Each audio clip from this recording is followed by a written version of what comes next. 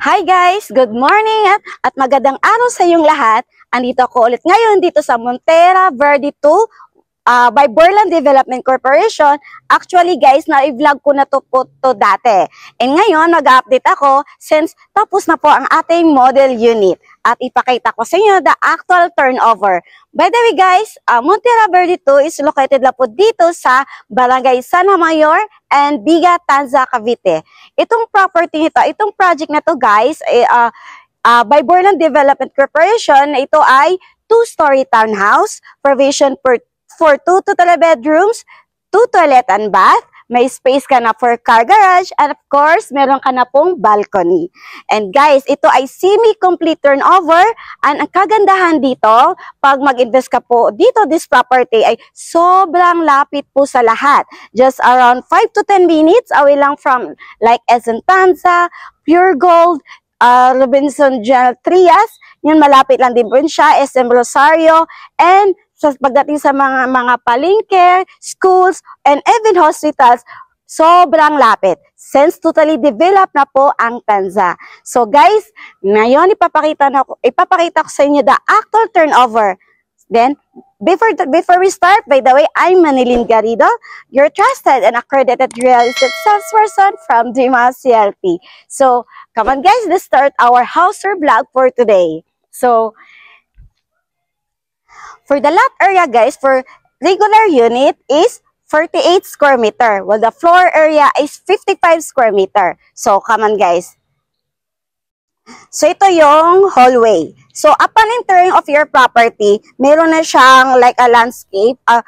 Ginawa na nila para makita nyo po the actual turnover po. If ever, pwede nyo din po gayahin if ever po. So, the property line of your property from dito, so ito yan. Yan ang property line mo. Since ito ay townhouse guys ha, so ito.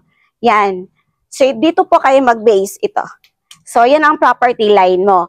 And by the way guys, pag corner naman, ang ma-example natin, like yan po. So for the corner unit guys, ang lot area niya starts 80 plus. So yan ang magiging corner unit sa example natin. So again, back tayo dito sa regular unit. So ito naman, dito naman na side. So from doon hanggang dito, ito naman maging property line mo. Yan. So imagine guys, ito yung space ng car garage mo. So kung ikaw may sasakyan, sobrang no hassle na kasi andito na, may space ka na for car garage. Kasi isa sa kasi nire-recommend natin or sinasuggest natin pag isang property, maganda yung may car garage kasi yun nga, para hindi tayo mahirapan. Then, so sobrang spacious siya, even sedan, SUV, kasyang-kasya po dito.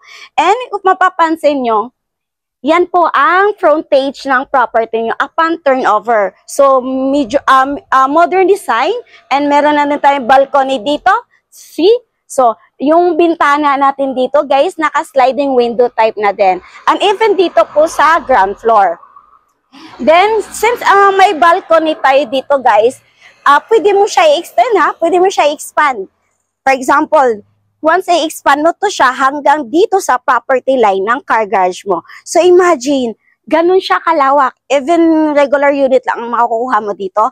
Sobrang matutuwa ka kasi very spacious. Kasi imagine kung i-expand mo, lalawak pa. O, di ba? Ma-expand mo pang ground floor. So, ang ground floor natin, ang kwarto natin hanggang 3 bedrooms. Imagine, kung i-expand mo siya, mas lalawak pang second floor mo. So, maging 4 na kwarto. Pwede at kaya yan. Depende sa preferred nyo. So, now, dito naman, so before tayo papasok sa ground floor guys, kung napapansin nyo, meron tayo some space dito. Kasi ito yung area na, kung sa taas, ito yung area na balcony mo. So, naka-overhang na siya. So, kahit papano, naka-cover up na yung some space of your car garage. And by the way, guys, pakita ko lang po sa inyo, andito po nakalocate yung septic tank natin. So, see? Now, check naman natin yung upon entering sa ground floor. So, still, ang main door natin, still door type, bakal. Matibay po siya at hindi siya basta-basta kakalawangin po. So again, this is the actual turnover of this here Montera Verde 2 na semi-complete turnover guys. So see, kung naipapansin nyo, wala pa po siyang tiles. Ang kagandahan, tiles, some of my clients kasi gusto nila yung walang tiles kasi gusto nila yung size, preferred na rin yung size and color. So, mas maganda po talaga yung semi-complete. But depende pa rin sa inyo po yun. Then, yan. Kayo na mag-provide ng tiles. And, kagandahan dito, since semi-complete over, fully painted na po yung walls natin. And yung ceiling natin, aside na buhos po ang second floor natin, meron po siyang with steel deck. So, napakatibay yan, guys. So, then, dito i-check din natin yung bintana. So, yung mga bintana natin dito, guys, naka-sliding window type na. So, see?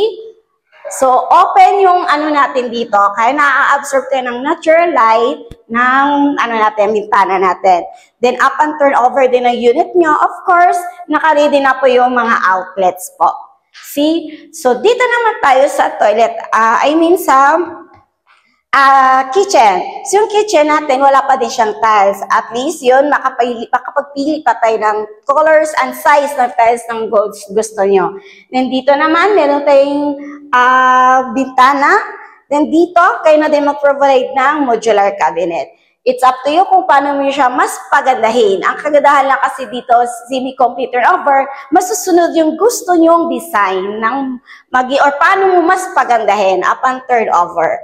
So, dito naman sa toilet and bath, guys, ang kagandahan naman dito, complete na po siya. Meron na po siyang, aside complete po ang features, may lavatory, bowl with flush type, shower, and another faucet po dito. Then, may naka-tiles na po yung floor hanggang dito. Then, fully painted na po siya and may kisame na din. So, dito naman na side, guys, yan, may bintana na din po tayo dito. Then, door natin dito is a PVC tile. Now, check naman natin yung service area. So, guys, yung service area natin, see? Very spacious pa. If ever kung naliliitan ka sa kitchen mo, pwede mo siya i-renovate. So, i-move mo siya para po ma-expand or lalawak pa yung ground floor niyo po. So, see, ganun po siya kalawak. And pakita ko lang siya dito sa side dito sa taas. So, if ever, pwede mo din i-expand yung part of your second floor para po lalawak pa din yung second floor mo. At lagyan mo na lang siya ng cover or partition. And guys, yun. Pakita ko lang sa inyo ha. Ayun, isa-zoom mo na lang saglit. Yan. Kung may napapansin kayo, ito may nakatayo na po sa dulo. Yan ay yung mga batch 1. So mga clients ko or mga naging buyers ko dito, ito na po ma'am, sir, yung update ng status ng subdivision ng dito sa Montera Verde dito. So kung nakikita nyo, mabilis lang po itong matatapos. Kung nakikita nyo, yun, may nakatayo na po tayo as a batch 1 doon sa dulo po. And so yun, ano na siya. Yan, see? Okay. Dito tayo. So, check naman natin going second floor. So, dito sa second floor, guys, or sa hagdan, buhos na po siya. May 3 steps tayo dito. Then, yung hagdan natin, bakal. Then, yung hawakan natin, bakal as a tubular type. So, see? Ang ganda dito, guys. Super. Aside na sobrang malapit sa lahat. Yun. So, ito na yung actual turnover dito sa second floor. So, again guys, for regular unit, ang floor area natin guys is 55 square meters. So, imagine, ganun pa ka-spacious yung floor. Aside from that, pwede mo pa siya i-expand hanggang mag-cover up yung parking mo. See? So, dito sa second floor, same lang din po second floor, same lang po doon sa ground floor. So, kayo na mag-provide ng tiles, fully painted na po yung walls, and may cover na po yung kisame. Then, sliding window type na po yung mga bintana natin dito. So, hanggang doon, see? Now, check naman natin yung toilet and bath. So, toilet and bath natin, same lang din po sa ground floor. Complete na din ang features natin, which is meron ng lavatory, bowl and flush type, with tiles na fully painted, may shower, faucet, and may bintana na din tayo dito. And meron na PVC type. So, and upon deliverable ng unit nyo guys, kasama na din po ito upon turnover. And dito, check naman natin yung toilet, yung balcony natin. So, ang kagandahan guys, yung balcony natin is before access to balcony, naka-sliding door type na din po tayo. See? Oh, lakas makasosyal guys. So, ang ganda, di ba? So, ito na yun.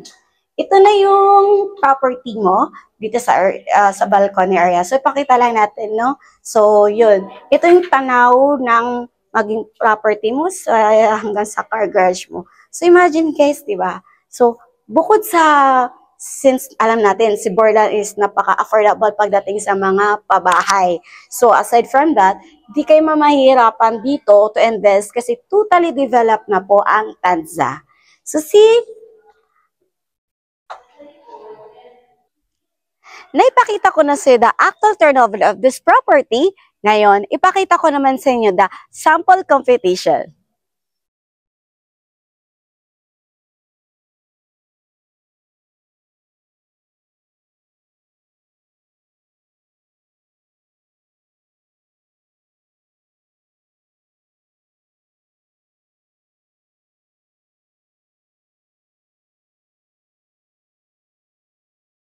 Naging interesado sa aking house tour vlog for today, message nyo lang po ako para ma-assist ko po kayo at asahan nyo from a site viewing, reservation, documentation hanggang pagka-turnover ng unit nyo ay i-assist ko kayo. Again, I'm Manilyn Garrido, your trusted and accredited real estate salesperson from Dreamhouse CLP. See you soon! God bless!